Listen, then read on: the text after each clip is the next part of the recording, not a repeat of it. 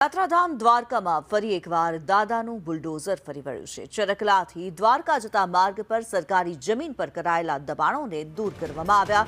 ગેરકાયદે ઉભેલા અને ધમધમતા ભવનો પર તંત્ર દ્વારા કાર્યવાહી હાથ ધરાઈ છે। છેલ્લા કેટલાક સમયથી દબાણકારોને નોટિસ આપવામાં આવી હતી, ત્યારબાદ કાર્યવાહી કરવામાં આવી છે। તંત્રનું કહેવું છે કે હજુ પણ જ્યાં જ્યાં સરકારી જમીન પર દબાણ છે ત્યાં આગામી દિવસોમાં બુલડોઝર ફરી વળશે।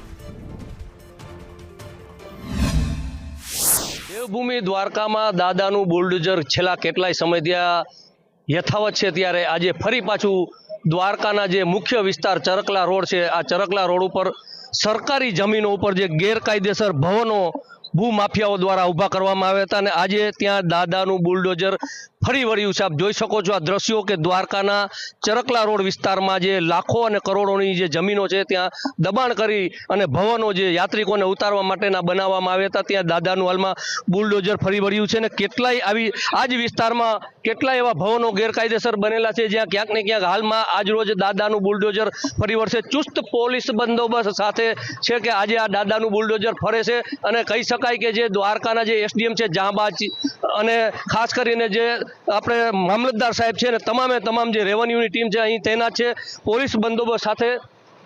આજે ભૂમાફિયાઓના જે ભવનો છે તે ક્યાંક ને ક્યાંક ડિમોલેશન થઈ રહ્યા છે। અનિલાલ, સંદેશ ન્યૂઝ, દ્વારકા।